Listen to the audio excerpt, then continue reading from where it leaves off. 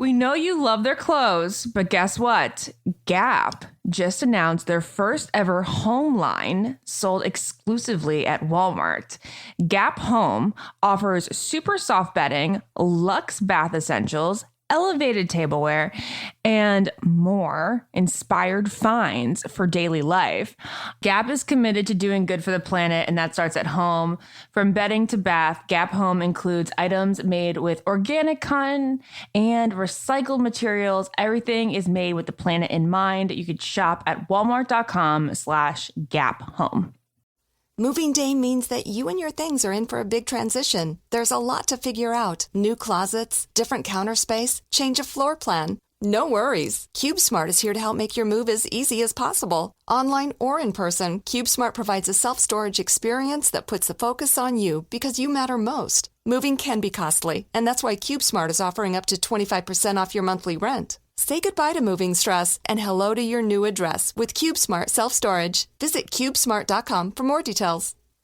Hi, I'm Phil Donahue. And I'm Marlo Thomas. We fell in love on live television and got married over 40 years ago. Now on our new podcast, we visit the homes of our favorite long-married celebrity couples. To talk about enduring love and all its challenges. Everything a couple can face. Listen to Double Date on the iHeartRadio app, Apple Podcasts, or wherever you get your podcasts. Brought to you by Discover. Discover something brighter.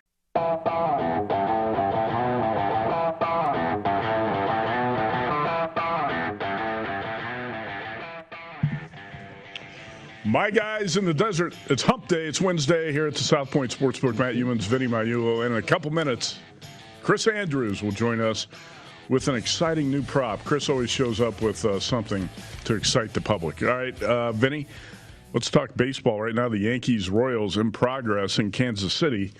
And I know a couple sharp bettors who love the Royals today. It's not working out so well for them right now. 5-2 Yankees in the eighth inning. You said you got some public play on the road favorite today. Yeah, and, Matt, when you look at the success of these favorites here in the last week in particular, the Yankees were, albeit a slight favorite today, they did get the betting attention by 7 cents here. So 27 on the opener, up to 34. And a game bet under from 10.5 to 10 here at the South Point.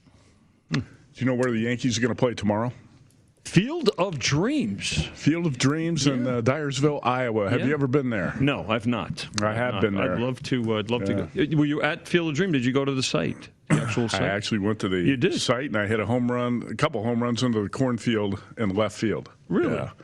This is back in the 90s when I covered the Chicago Bears, and we were up in Platteville, Wisconsin at training camp. We had a day off of camp, and we decided, let's make a road trip down to Field of Dreams. We drove down there. Get there, there's really nobody hanging around. There's some bats and balls. We just started taking batting practice and ripping home runs into the cornfield. It was a good time. That's great, Matt. What a great experience. I'd love to do it. Love to. I think it's going to be cool. MLB set up a stadium. It's not on the actual field where the movie was filmed. It's across the cornfield from it, but it's on the same site, essentially. And Yankees White Sox are going to play there tomorrow. It's going to be on Fox, and I think it's pretty good promotion for baseball. Jonathan Von Tobel disagrees. On Twitter today, JVT tweets out, Field of Dreams came out in 1989, 32 years ago next week, yet MLB website is dominated by this game they're playing tomorrow. Are people really excited for this? No wonder the average MLB fan is 57 years old. Wow. Well, spoken like a true NBA fan. JVT, our senior NBA writer. Or just a youngster who doesn't appreciate history. Well, I mean, does he have any appreciation? Get him on the phone. Get JVT. I want to ask him if he's got any old Bulls memories or Laker memories. Come on. Now, you got to love it. I think it's just... Guys his age who are around 30 think that the sports world started in the year 2000. Yeah, well, it's... The first reply to his tweet, Vinny, was, "This is the young man's version of get off my lawn." Well, there was a few games and a few bets before that too. Just to inform him, we'll get him straight. He'll have an appreciation. All right. Last night in MLB, the Dodgers stopped the Phillies' win streak at 8, And Max Scherzer left the game after the rain delay. Yeah. And no surprise there, but the Dodgers still shut down the Phillies' bats. Bryce Harper was a strikeout machine last night. Yeah. That certainly didn't help his MVP case. And in fact, I don't think he was a true MVP threat anyway, even though his odds were dropping. Dodgers were dominant last night. This from ESPN Stats and Info.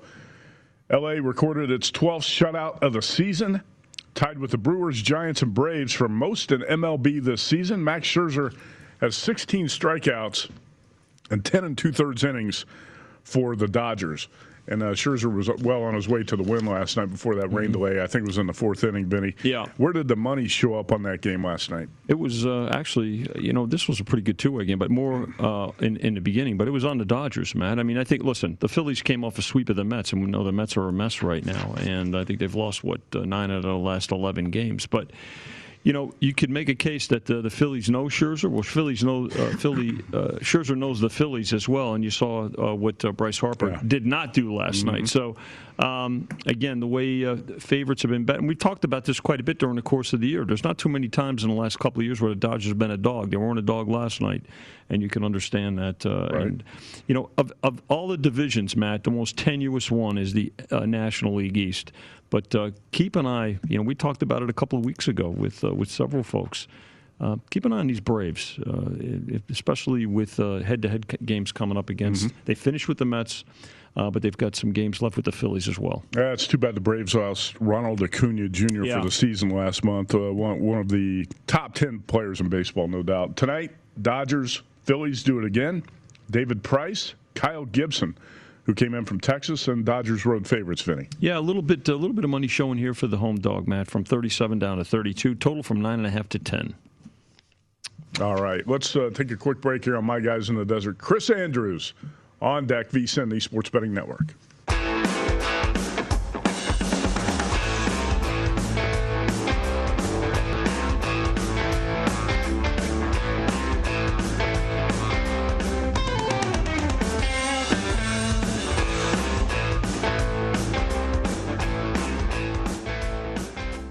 We keep you for all 2 hours, Chris Andrews. All right, back on My Guys in the Desert here at the South Point Sportsbook. During the break, Chris Andrews says, can I stay for all 2 hours? What do you think, Vinny? That's good. I'll see you guys later. Okay. I'm going to go to the spa in honor of Jimmy Vaccaro. Chris is going to hang around with us for at least a half hour. We don't know where Jimmy is right now. He's back in Pittsburgh. We're not sure if he's going to come back. I talked to Jimmy half an hour ago. I talked to him like 35 minutes ago. He was actually looking for a spa. He was looking for a spa. In Pittsburgh? McKeesport. Yeah. He was in McKeesport, Trafford. Right? I think he left Trafford, is trying to find a spa somewhere. When I say we don't know where he is, we know he's in the Pittsburgh area, but we don't know if he's coming back. Not sure yet. Not sure yet? No. Okay. Right. Well, if I know what I'm hoping for. We hope he's coming back. Yeah, I talked to him. I said, listen, I whatever makes you happy, that's what I'm for. But selfishly, I want you to come back. There you go. If we make a price, you want to make a price? Yes to return. Oh, I want to hear the price on this. Yes to return. That Jimmy is back by week 1 of the NFL season. I think yes is a favorite. I think yes is a favorite. Yeah. It's a monster favorite that he's back eventually. But I don't know about first week. It's cutting it a little close. October 1, we could do a little index. We'll put it together. Before we jump into football, Chris, are you a baseball historian? Do you appreciate the Field of Dreams theme that MLB is doing here with the Yankees and White Sox tomorrow? Or do you think it's hokey? No, I don't think it's hokey at all. Okay. I think baseball history. I mean, when I was a kid, baseball was the sport that I loved the most. The Steelers got good like when I was like in junior high and stuff like that. But up until then, everybody in Pittsburgh was more Pirates fans than they were Steelers fans. We are family. We had Stargell, Clemente, Mazeroski. I mean, Elroy Face. I mean, it was great being a Pittsburgh, and that got you into studying the history of it. And I was very fortunate. My Uncle Jack took me to so many baseball games. Like I said, if there was a good pitcher on the mound facing the Pirates that night, we were going. So, I mean, I don't know how many times I saw Koufax, Drysdale, Bob Gibson, Marichal, even later on Steve Carlton. So I loved baseball, certainly as a kid. And I've kind of gotten away from it a little bit as an older guy. But the baseball history, I think, is fantastic. Take that, Jonathan Von Tobel. Yeah, you used to go to Three Rivers Stadium in Pittsburgh. They didn't Even have Forbes Field before that. Oh, Forbes Field, yeah. There you go. Yeah, way back. When was Three Rivers built in the 60s? 70, I think, was the first year. 1970. Yeah, all those Veterans Stadium, Riverfront, Three Rivers, all those were very similar stadiums built around at the same time. I mean, it's great baseball, but terrible stadiums. All right, let's talk NFL. Chris Andrews, sportsbook director here at the South Point. You're back from vacation. By the way, was vacation good?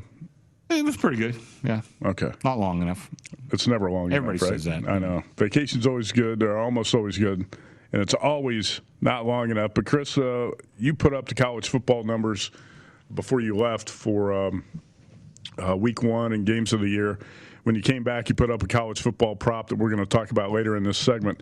Okay. I want to open here with the NFL preseason because we got 2 Thursday games. The Washington football team, 2-point favorite at New England, total of 36. And tomorrow night, your Steelers play their second game in a week, and the Steelers are 1-point dogs at Philly, total of 35. Is it an advantage, you think, for the Steelers? Now, Big Ben Roethlisberger is not going to play again tomorrow night. Mason Rudolph is going to start for the second time. Is it much of an advantage for the Steelers, you think, to be playing for the second time? I think it's a huge advantage. Okay. Now, I caught on to this trend probably 20 years ago, and now it's kind of reflected in the price. Ordinarily, like I said, if you go back 20 years, probably Philly would have been a 2, maybe even a 3-point favorite. But having the one game under the belts, plus you look at Pittsburgh, they have 3 quarterbacks who are going to play who all have some NFL experience. And I think that means a lot, certainly in a game like this. I don't know what Philly's going to do after Jalen Hurts. I'm not sure how much he's going to play. It looks like he'll probably play a little bit. But I'm not sure after that what they're going to do. But, I kind of like Pittsburgh in this game. By the way, we've had a lot of movement up and down. I wrote down all the changes. That's one.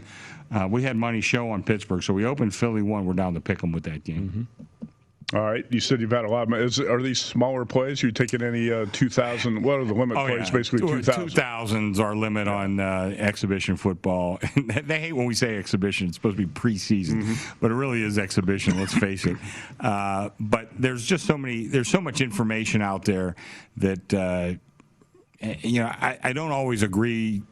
I don't always believe what the coaches say, but I do believe money when it shows up.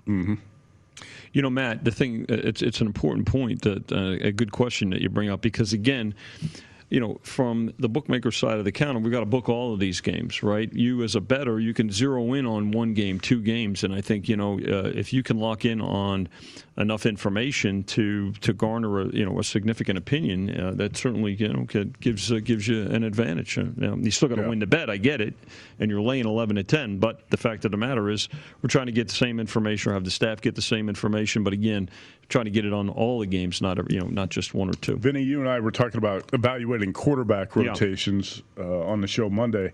And the Steelers actually have a pretty good situation behind Big Ben with Mason Rudolph, whether you like him or not. He's got a lot of experience. Dwayne Haskins, 3-10 career as a starter at Washington, but he's got talent. And Joshua Dobbs can move the football as well. Steelers got a pretty positive situation. Well, I think so, and I think Chris brings up a good, important point, too, about the fact that they have a game. All right, there's a week between the games, too, now, even though it's a Thursday night game. Don't forget that Hall of Fame game was on Thursday as well, so it's not like a short week or a long week.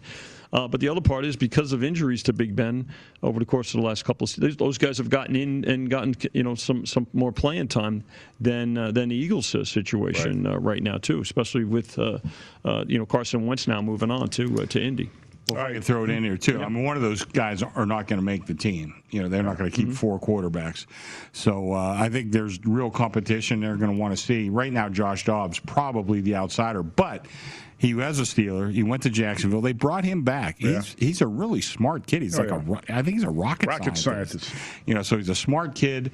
I think they would like to see him make the team, but I think they probably want to say that about Rudolph and Haskins, the same thing. So I think all these kids are going to get a decent shot to see what they can do. So I think the competition there is going to be good, and I think that makes the Steelers a pretty decent play this week.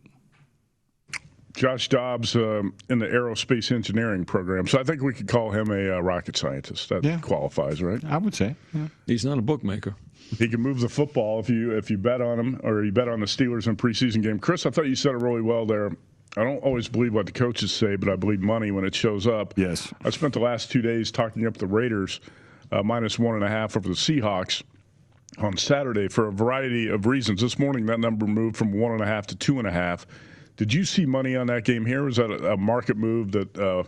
No, that was money. Okay. That's money. I think a lot of it, I think it's twofold. First of all, they are a strong local team here, so we figured to get some of that action here in Las Vegas. But beyond that, I think John Gruden's the kind of guy who likes to win these games, and this is a big game here at the stadium, opening the year, et cetera, et cetera. I think he'd like to win this game, and I think the money reflects it. Now, I think if we get to 3 on this game, you may see some money show for the dog, and we may get there. You never know. These numbers are really volatile. But I think if you see a 3, I think the wise guys jump in and take the 3. Spot on, and the fact that there's some contract issues going on with the Seahawks right now a little bit, guys. Sure. I mean, there seems to be Jamal Adams. There seems to be some. I don't know if Pete Carroll is this. How do you want to put it? I don't know if there's as much cohesion with that group as there was during their Super Bowl runs. Well, it was not. No. That right. Seahawks team starting to splinter. Yeah. You can see that with some of the comments that former players have made or guys on the way out. And, in fact, Russell Wilson won it out in the offseason, Chris. There you go. Yeah. He denies that, but we all know that's true. Yeah. So. All right, so where have you seen money? You respect the money. Where have the lines moved here in week 1 in the preseason at the South Point? We've had a couple of pretty strong moves. The lines have garnered a lot of money, and I think that's twofold also. Looks like Josh Allen won't play for the Bills. And I think a lot of guys look at some of these new coaches that are really trying to establish a pattern of winning. And the Detroit coach, I forget his name right now, but he's a volatile guy, and you could see him going out there and trying to win this game. So we've had a lot of money show on Detroit. Dan Campbell, thank you. Some of the others that have moved, I think you see similar situations when you get to the Jaguars. The Browns open 4, and now we have the Jaguars a 2-point favorite. And I think you kind of look at the same mentality. I think Urban Meyer, people were at least suspecting that he's going to go out there and try to establish, a winning tradition with this team. We won 1 game last year, but of course they got the number 1 draft choice, following that, and Trevor Lawrence, a guy that they have a lot of high expectations for. So that's another one that the public has backed strongly. Just to back up a game or two, the Broncos have gotten a lot of money. Again, against the Vikings. We opened the Vikings 1.5. We're up to the Broncos 2.5. It looks like there's a real quarterback competition in Denver between Drew Lock, who's okay, and Teddy Bridgewater, who I think would have been a terrific quarterback had he not hurt his knee so badly. But they brought him in. I think it was probably a good move on Denver's part because I think your defense really is terrific. But anyway, I think the anticipation is that both those guys are going to just do their best and run the offense and try to win the starting job. All right, let's talk about the Broncos situation quickly. DraftKings has got this prop up. Who will take the first snap of the season? Drew Lock's minus 130, Teddy B plus 125, any other QB 4-1 odds. And Vinny, have we seen enough from Drew Lock, or do you think that the Broncos are probably inclined to give him the first snap, the first audition, or the first shot at winning the starting job because he's a young quarterback, and you got to find out who your future is, and Teddy Bridgewater is not going to be the long-term future. No, he's not, but you still want to compete this year, right? And in a division where you've got, the Chiefs, who've really been the signature team for the conference for these last couple of years. I think it's an open competition, to be honest with you, Matt. I mean, does Drew Lock have the benefit of the doubt? You could say that on amongst the coaching staff, but I think Chrissy's absolutely right. I agree with the fact that I think there is a true quarterback competition here. I think there's another one on another team that we'll get to in a little bit, but there's no question about it. And if you've got a guy like Bridgewater who's pushing Lock, you've got to, how does this guy feel about, how does Drew Lock react to a competition from within, right? Your first competition is within as a player, right? Within the team, and then it's your opposition. Every other player's got to compete, so it's the same thing with quarterbacks. So I guess I could see the price where he's a favorite. But a slight favorite. But if I was betting it, I'd take a shot with plus a quarter with Bridgewater. Okay. Vic Fangio said Drew Lock's going to start at quarterback Saturday. Broncos 2.5-point favorites at Minnesota in those teams' preseason opener. Let's talk about the Colts. Chris Mortensen tweeted this today, Chris. I think it surprised a lot of people. Yeah. We'll see if it actually happens. But at Mort Report, Jacob Eason and Sam Ellinger, the rookie from Texas, are competing for the backup role. Carson Wentz, who just had foot surgery, trending to open the season as the starter, with All-Pro guard Quentin Nelson on the same path after foot surgeries. We just heard those guys were out 5 to 12 weeks. That would be a 5-week time frame. That's a pretty aggressive time frame for Wentz and Nelson to be back in week 1. Well, I made some adjustments based on that statement because I thought it was true. Usually if Mortensen puts something out like that, there's certainly a lot of truth to that.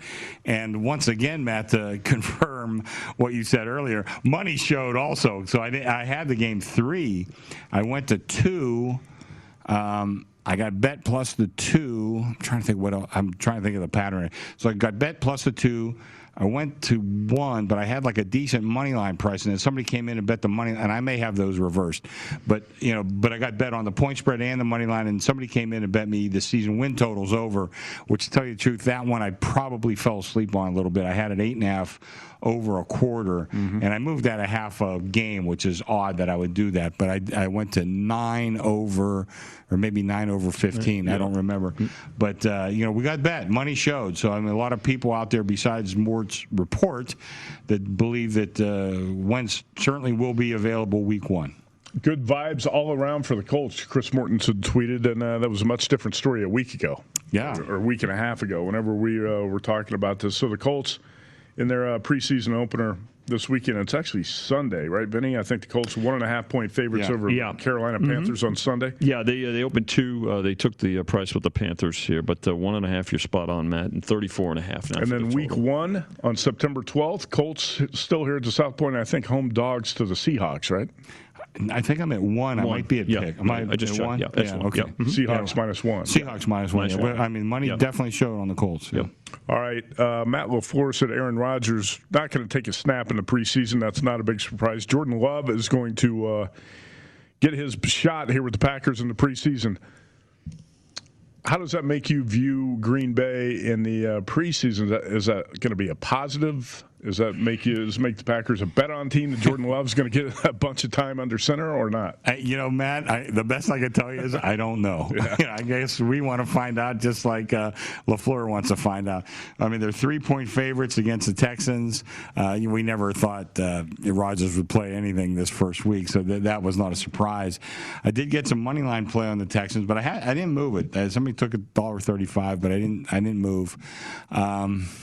I don't know. I guess we'll see. But Texans, they have a whole boatload of problems themselves. So they're in a whole category by themselves at this point. It's not just the talent level anymore, and no disrespect to the Texans, but there's a team, and it's not even rebuilding. It's kind of in disarray right now as an organization. Hey, bad news for the Rams this morning. But if you're playing against the Rams in the preseason, I guess it's good news. John Wolford, number 2 quarterback, is out after an appendectomy. He's not going to play in the preseason. That leaves Devlin, Duck Hodges, and Bryce Perkins on the quarterback depth chart for the Rams because Matthew Stafford's not going to play in the preseason. Yeah. Chargers 4-point favorites. Yeah. A lot of money showed on the Chargers, too. Chris Andrews put up a college football prop you're going to want to hear about. Stay tuned here. My Guys in the Desert.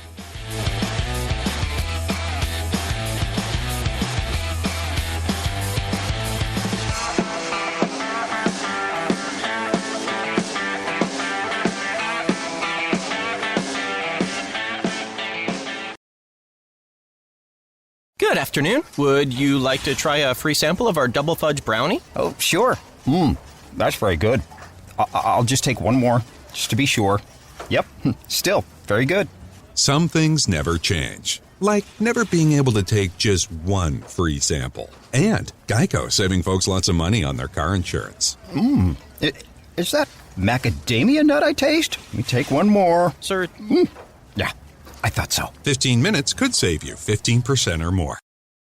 Hey folks, it's Tim Murray, the host of The Nightcap here on VSiN. And did you know that 85% of people who play daily fantasy sports lose? Is that really that surprising? The game is rigged against you. Introducing Stat Hero. It's the first ever daily fantasy sports book that puts the player in control and winning within reach. Here's how it works. Stat Hero shows you their lineups and dares you to beat them. It's you versus the house in a head-to-head fantasy matchup. Man, that sounds like a lot of fun. Play Stat Hero now and change the odds. Go to stathero.com/VSiN, sign up for free, and right now you can get 3 times back on your first play. They're giving you a 300% match. That's unheard of, folks.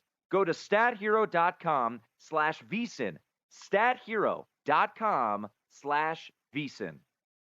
After all that planning, it's happening. Your DIY closet renovation is finally becoming a reality. Question is, where do you put your things while you work? CubeSmart has you covered with month-to-month leases and self-storage solutions that make it easier to get organized. Online or in person, getting self-storage is convenient and fast. And because DIY renovations can easily go over budget, it's great that CubeSmart is offering up to 25% off your monthly rent. Say goodbye to before and hello to after with CubeSmart self-storage. Visit CubeSmart.com for more details.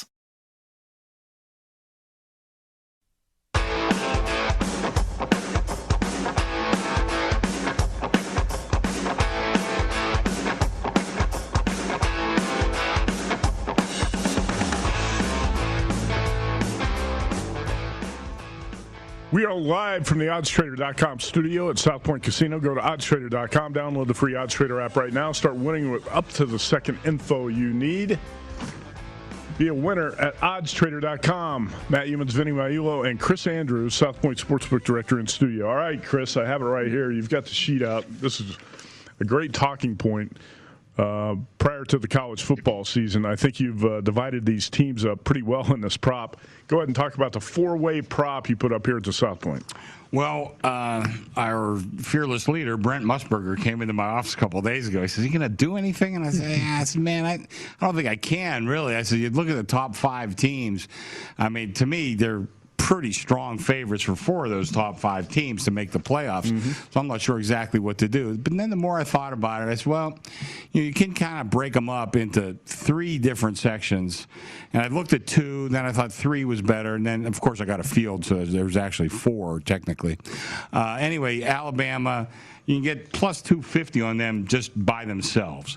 So here I made it. I put in some teams that I thought have certainly an outside chance, but definitely they're outside chances. Texas and Iowa State, who, if Oklahoma were to fall, one of those 2 teams would be likely to be the one to beat them. I put in Miami, who would have to beat Clemson, Penn State, who would have to beat Ohio State, and Cincinnati, who actually Chris Felica, the Bear, talked me into putting in Cincinnati. He said a lot of people have this sort of romantic vision of a non-Power 5 team making it, and I think they probably do have the best chance. And right now I have them rated pretty high. So they do have a shot. They have a couple big games, and if they win those games, they play Indiana and Notre Dame, they win those and go complete their run the table. Yeah, they run the table in conference. They have an argument. Then I did try to split up some other things.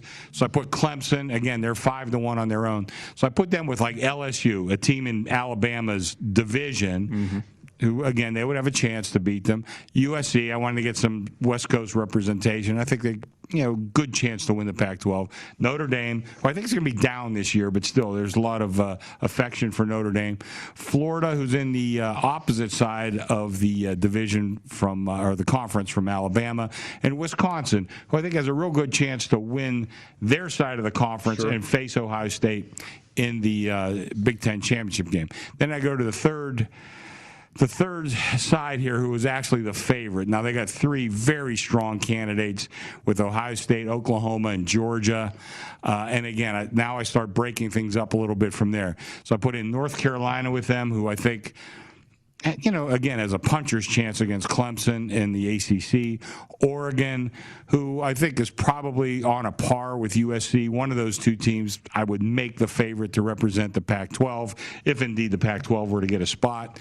And then Texas A&M, who certainly talks a pretty good game in the offseason, but they're in the same side of the conference as Alabama.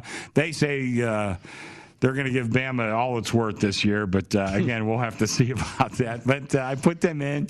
There's always a lot of passion there, and I got to tell you, between 2 teams, I have had so many tweets. Texas and Iowa State. And I'm in on the thread there for these guys keep adding me. And, man, you should see the vitriol between those 2 teams. Are you serious? Yeah, it's been pretty funny, really. Vinny, I've got in my mind the best team Chris Andrews left off this list. So he's got 18 on here. It's hard to even think of a team that's got a chance outside of these 18. I've got one in mind. You know who it is? I think I know who you got. Go ahead. Is it Iowa? No. No. Arizona State? No. Oh. Utah. No, we talked about Utah. Me and Vinny talked about Utah. We did. I mean, they have the most coming back of. I know you did a preview, Matt, and the VSiN college bowl betting, the college football betting guide, and one of your you covered the Pac-12 conference. We actually talked about Utah a bit, but again, marquee names here with SC, of course, and the rest of these. But right. yeah, that's why the field at 20. Do you get the Iowas of the world? What odds do you have on Utah right now to win? Oh God, I'd have to look probably right around the. Then he's got all the sheets, Chris. 150. I'll just go ahead and bet Utah 150 to 1. All right. Yeah. There you go, buddy. Yeah. I mean, well, you look at the field. I mean, I've seen 200 to 1 out there on Utah. Yeah. They have the most coming back in terms of returnees. They're good. I have respect for Utah. The whole program really, but you got to cut it off somewhere. Oh, no doubt about it. No, great job putting up that prop, Chris. In the last 30 seconds, I'm going to get you back in here next week. Anything jumping out in terms of line moves for early college football games right now? Well, they love Alabama against Miami. Yeah, I haven't seen any Miami money show up. I think Miami's got a great shot to cover that game for Week 1. I've talked about it before. Great offensive line. Of course, you're going against Nick Saban. You ain't going to get Rich Benton against that guy, but doesn't mean he's going to cover every game. Are you at 17 and a half? I think I'm at 17 and a half. 17 and a half. Open 13 on a game of one of the games of the year. So, I probably blew that, but we'll see. Chris Andrews will be back with us again next week. Quick break. My guys in the desert.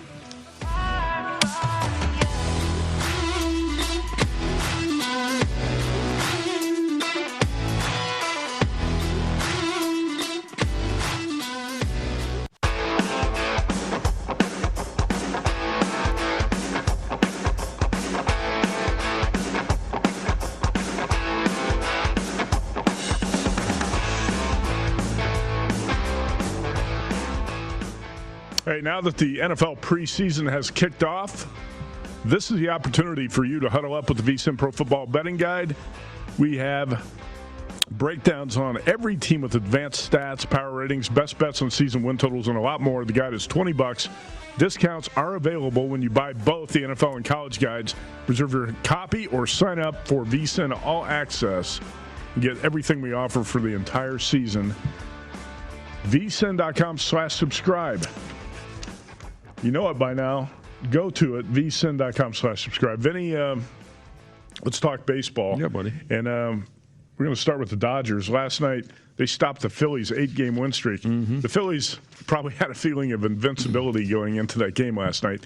They faced Max Scherzer, and they get totally shut down, and Bryce Harper looked like a clown last night at the plate. Dominant Dodgers, our graphic here, and that's what they can look like at times.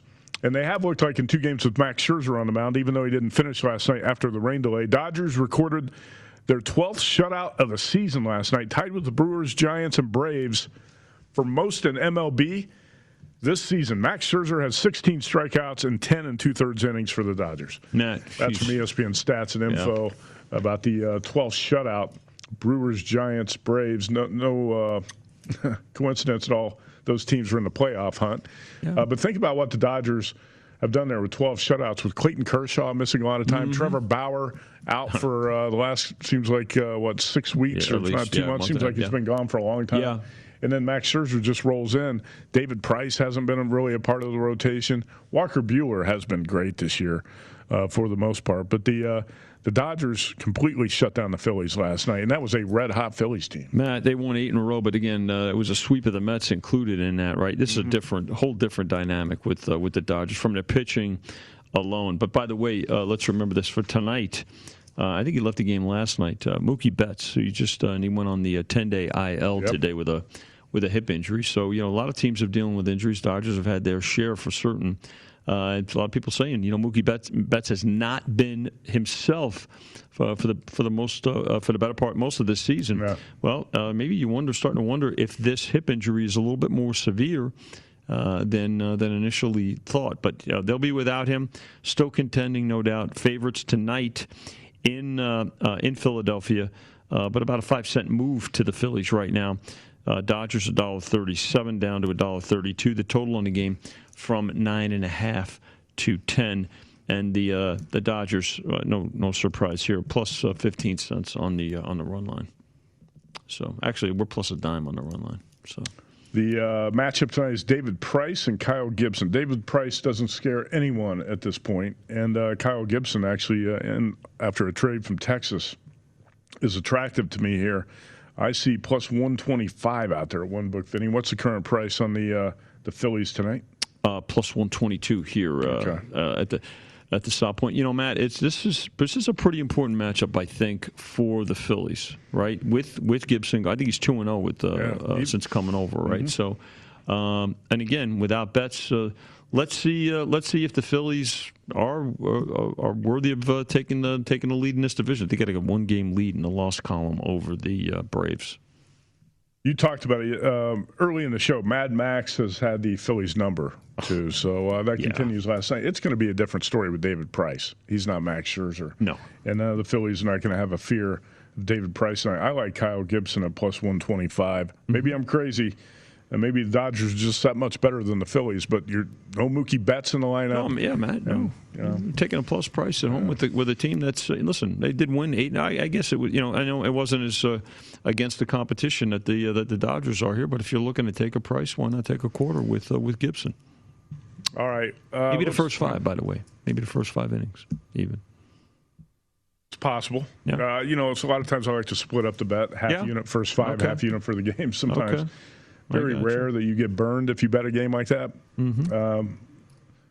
But it reduces the volatility in the play, especially if you're betting totals and you're betting unders, like that Yankees-Royals game that went over a couple of days ago. It's scoreless after the 6th inning. After 6th inning? Oh, my.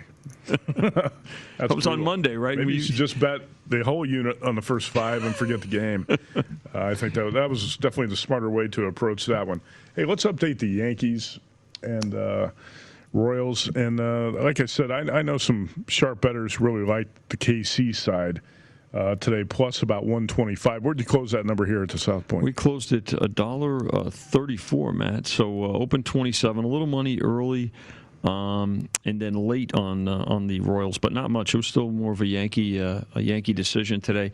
And again, Matt, these favorites have been cashing at better than 60% now in the last 10 days, and Yankees were a slight favorite today. They wound up closing 7 cents off the opener at $1.34, and the game bet under from 10.5 to 10. So the money did get there for the Yankees. Yankees on the run line and the under. Who needs a starting pitcher?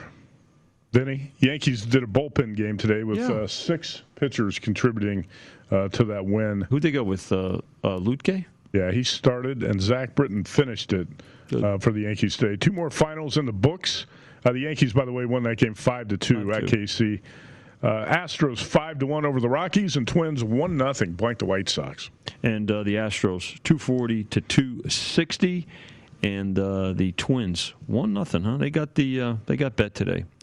Folks took $1.50 with the Twins for a little bit of money today against the White Sox. Games in progress. The Marlins all over the Padres early here, 5-0. Ryan Weathers had a rough start for the Padres. It's 5-0 top of the 5th. They bet the Marlins like they were the Padres today, Matt. Yeah. $1.70 on the opener for the Padres. Closed $1.55.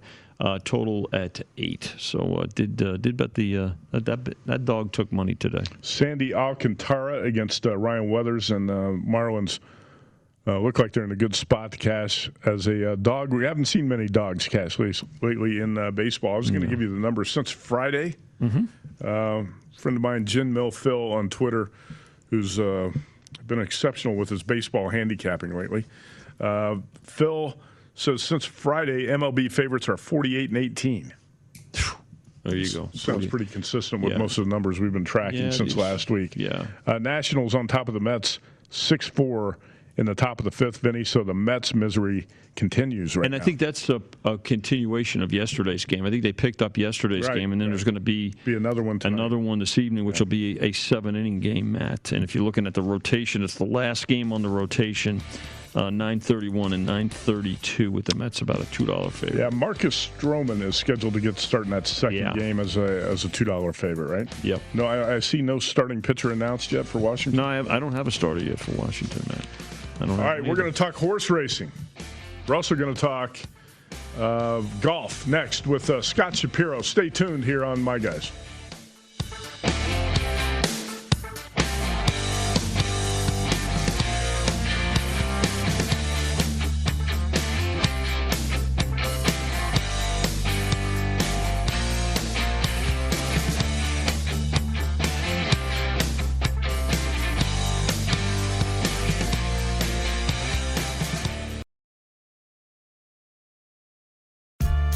Hi, I'm Baratunde Thurston, host of the new podcast Force Multiplier. When I was a kid, my favorite cartoon was Voltron, Defenders of the Universe. I loved these individuals combining to form a much more powerful entity. This podcast kind of reminds me of Voltron. Force Multiplier is about leveling up the impact we can have on the world through our relationships. Whether we're talking about health inequity, nutrition insecurity, or racism, we're facing unprecedented challenges that require unprecedented collaboration across disciplines and sectors. Join me as I sit with leaders from across the public, private, and nonprofit worlds who are forging partnerships to take action on some of the toughest challenges facing us today. Maybe you'll even get inspired yourself. Welcome to Force Multiplier, an iHeartRadio original podcast with Salesforce.org. Let's change the world one relationship at a time. Listen to Force Multiplier on the iHeartRadio app, Apple Podcasts, or wherever you get your podcasts. The coronavirus vaccines were produced in record time, but they're not slapdash overnight inventions. They're a culmination of centuries of research and advances. To figure out how they began, you have to probe history, myths, and legends. 1,000 years ago, the son of a local governor got very sick from smallpox. This sickness, as caused by inoculation, is not unto death. My name is Sean Revive. I'm a journalist, and I'm hosting a podcast called Long Shot, the 250-year journey to the COVID-19 vaccines. We'll learn about the incentives, experiments, and accidents that drove vaccine development, and we'll meet some of the great minds behind the global effort to get us out of this pandemic. Yeah, I think it might be the defining point of my career. I think I'll always be remembered for this, but I mean, I wish I wasn't. I wish it never happened. Listen to Long Shot on the iHeartRadio app, Apple Podcasts, or wherever you get your podcasts. Hey guys, it's Brian Baumgartner, and you do not want to miss the next episodes of The Office Deep Dive. Billie Eilish is calling in right now if you want to say hello to her. Really? She really is. Yeah. Yeah? Sure. Oh my goodness. Hey, first of all, congratulations. Oh my God. Oh my. Thank you. Insane. This is crazy. How are you guys? Listen to The Office Deep Dive on the iHeartRadio app, Apple Podcasts, or wherever you get your podcasts.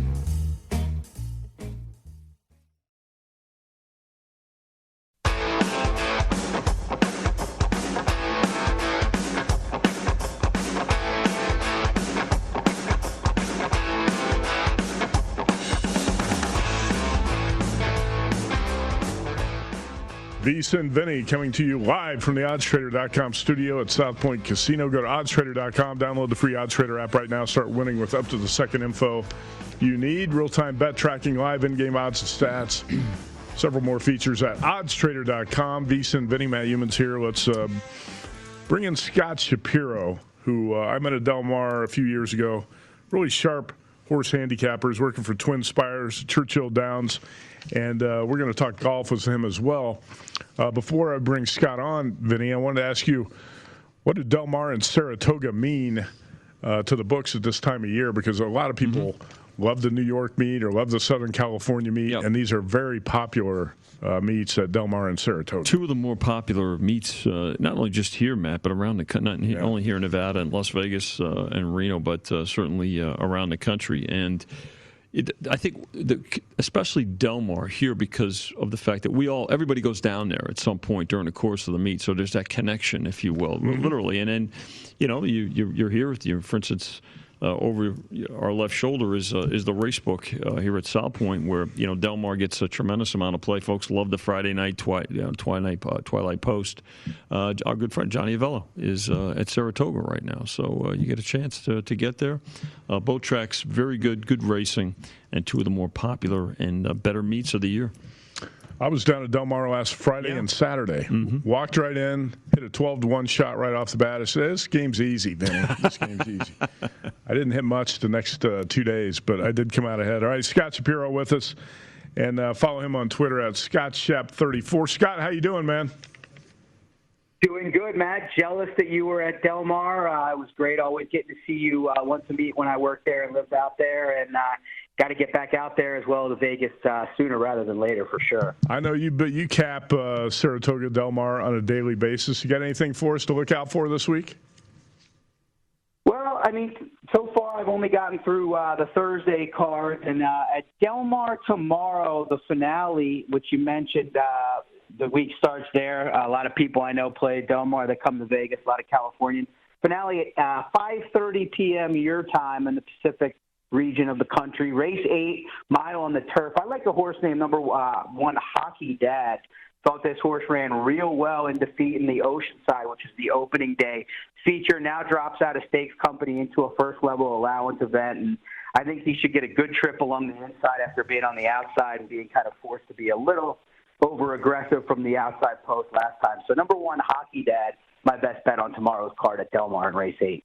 Hey, Scott, Vinny here. I know, as somebody who follows it as much as you do and as thoroughly as you do, are there any trends that you'd want to pass on to the listeners and the viewers, perhaps, whether it's a speed bias, is it a jockey that or a couple of jockeys that you really are following? So there's been enough time so far during these meets to get a little trend, garner a little bit of intel for the folks that are listening.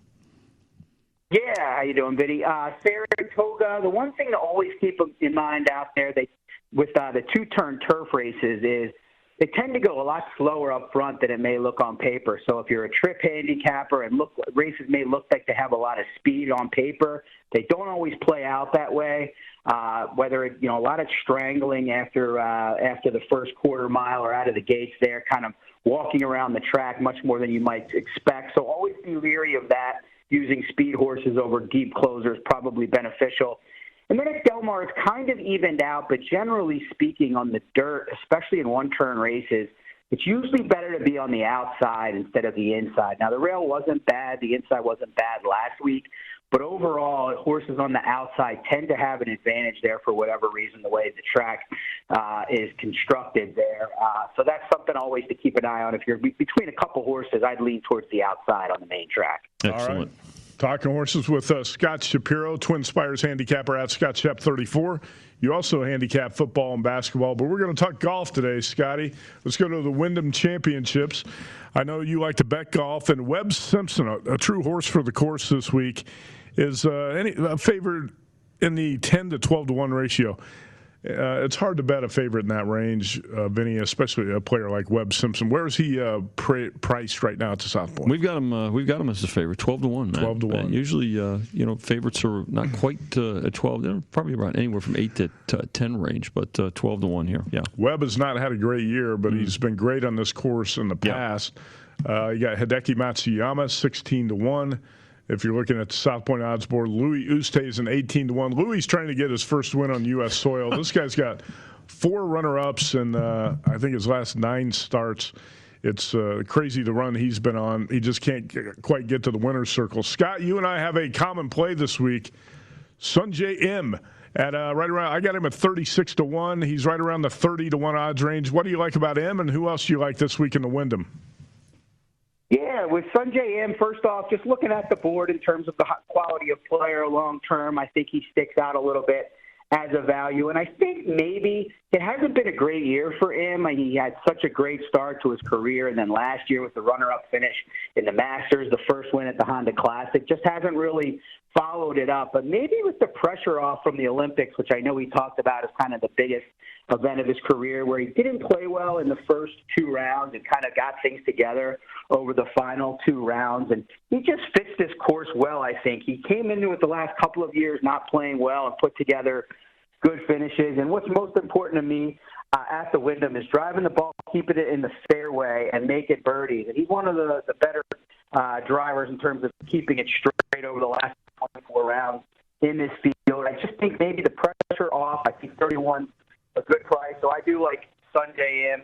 And then also, I think with a little bit of a price, maybe more top 10 type, Ryan Armour's always played good at this course, keeps the ball in the fairway, he scores well on par 4s between 400 and 450 yards, which there are 8 of, and he can make some putts. So I think Ryan Armour, a little bit of value in the top 10 and top 20 market. At Scott Shapp, 34. Again, my plays in the Wyndham this week, Louis Oosthuizen, 18-1. Vinny, I had him in the British Open. He had the lead after the 3rd round and obviously couldn't hold it. Louis has been so close. He's the bridesmaid. But this is a relatively weak field, and I think Patrick Reed. Did Patrick Reed drop out yesterday? I think you're right. I don't follow the weekly soap opera of Fat Pat, but I think he might have dropped out of the tournament this week. He's right around the 20-1 odds range. We'll double check. We took him out, Matt. Yeah, he must be out. Yeah, okay. But we do have put Louis 3rd choice at 18. Yeah. In a field like this, Louis, I think he's got a better than 18-1 shot to win it. Anyway, Sungjae M, I also played at 36-1. Siwoo Kim at 40-1, and Kevin Kistner at 55-1. You got a lot of course data to go by here. I said Webb Simpson's a horse for the course. Mm-hmm. So is Kevin Kistner. And at 55-1, I think that's an attractive price. I mean, what's the price on Kistner here at the South Point? 50, yeah. 50. There you go. Get him right in that range. Scotty, anything else you're looking at golf this week? The only other guy worth mentioning I thought was Seamus Power. He rates out really well in all the things I'm looking at. Yep. 13th in par 4, 450 to 4 to 450 scoring, 2nd in strokes gained to pros, 8th in good driver percentage. He's played well. He's coming in off a win in Barbasol. This is obviously a little bit of a stronger field than that during the Open Championship. But he's playing well, and a lot of things to point to him. He's interesting. I think I see him at about 40-1, Vinny. Yeah, you're right there. Yeah, very good. Very good, Scott. I was going to ask Vinny, if you can tell me where Power played his college golf, I'll buy you lunch today after the show. Who? I'm sorry. Who were you asking? Seamus Power. If you can tell me where he played his Seamus Power? Yeah. Dublin U? He is from Ireland. Okay. He played at East Tennessee State. Somehow he made his way from Ireland to East Tennessee State. You ever been to that campus? You know what? Got the Blarney Stone there and everything, don't they? That's one of the few campuses I have not been to. I've been. Have you? Tell him, right, Scott? Very close to Asheville, North Carolina, where I lived for a couple of years, so I have been there. I think there's a Dublin pub on campus. Scott, I was going to ask you: Do you get involved in head-to-heads when you play these the golf tournaments? You mentioned to win it on futures and then top 5s and top 10s. I was just wondering if you get involved with any head-to-heads, either for the duration of the event or round by round. Yeah, no, I definitely like to get in more so at the start of the tournament, not round 1, and then maybe as it's going along, maybe round 3 and round 4 when there's a little bit of in-tournament stats to look at. But I think it's a risky play because Webb Simpson's been so good at this course, and he's the kind of guy that he does like his courses, kind of like a Bubba Watson. But I just don't like – he just hasn't played as well as he has in the years where he's had these high placings, and he is the favorite. I do think Matt's taking Louis Oosthuizen, who's clearly trying to compile points to try to make a run at that big prize for the FedEx Cup. Otherwise, I don't think he'd be playing here. I think that makes for an interesting head-to-head, Louis Oosthuizen versus Webb Simpson. Yep, and we've got Simpson $1.30 plus a dime on Louis Oosthuizen. By the way, Matt, I'm still going to check, but Reed, we had him at 20, but I'm trying to verify if he's in or out. No, he's out. Yeah, okay. Patrick Reed withdrew from the tournament ahead of the take a break ahead of the FedEx Cup playoffs. Probably not a bad idea if you don't have to play well this week. Scott Shapiro from Twin Spires. Scott, great to have you on again, man. Always great to talk to you. Enjoy the horse racing here at Del Mar and Saratoga for the next month or so. Thanks for having me. Best of luck with everything this week and this weekend. All right. Thanks, Scott. Appreciate Scott's horse tip for tomorrow. And Vinny, like I said, I made it out to Del Mar last weekend. I want to make one more trip before football starts. Yeah. I know you were trying to make it out there. I was trying, Matt. Is it going to happen?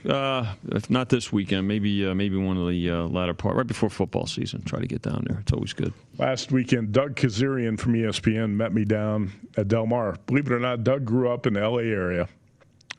By the way, he did overcome that serious neck injury. I was just going to say, is his neck all right? He wasn't in a collar. It forced him to withdraw from the VSiN Invitational. He overcame that serious neck injury, was able to make it down to Del Mar to meet me. That's the first time he's ever been to Del Mar. No, last week.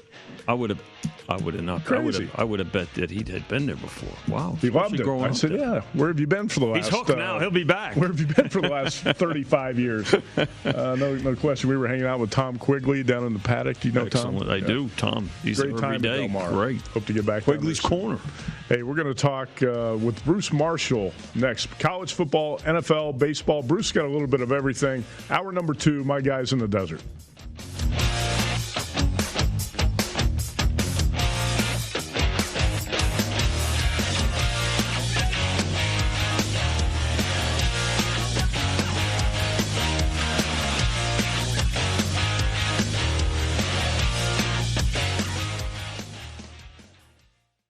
Cox can help make your home smarter and your life easier. Now you can use your Contour voice remote to connect to your home life cameras so you can view them right on your TV screen using simple voice commands. That makes it easy to keep tabs on what's happening around your home right from your couch. Need to keep an eye on the kids when they're playing outside? Just say, "Show me my backyard camera" into your Cox voice remote and watch them while you're in the house. And if you're waiting for a delivery and want to make sure it's there on time, no problem. Just say, "Show me driveway camera" to check on it with your Home Life HD cameras on the TV screen while you go about your day. When you live in a home powered by Cox Internet, you can stay connected to what matters and let Cox take care of the rest. To learn more about all the benefits of your connected home, visit cox.com/thisishome today. The coronavirus vaccines were produced in record time, but they're not slapdash overnight inventions. They're a culmination of centuries of research and advances. My name is Sean Raviv. I'm a journalist, and I'm hosting a podcast called Long Shot, the 250-year journey to the COVID-19 vaccines. We'll learn about the incentives, experiments, and accidents that drove vaccine development, and we'll meet some of the great minds behind the global effort to get us out of this pandemic. Listen to Long Shot on the iHeartRadio app, Apple Podcasts, or wherever you get your podcasts. Hola, I'm Wilmer Valderrama, and I am excited to share my new podcast with you. Each week on Essential Voices, I'll be in conversation with an essential worker. Truck drivers, teachers, mental health professionals, grocery store workers. The folks has kept society going during COVID and will keep it going long after. How can we continue supporting these folks and their society-sustaining professions as the nature of the pandemic continues shifting? Well, listen to Essential Voices with me, Wilmer Valderrama, on the iHeartRadio app, Apple Podcasts, or wherever you get your podcasts.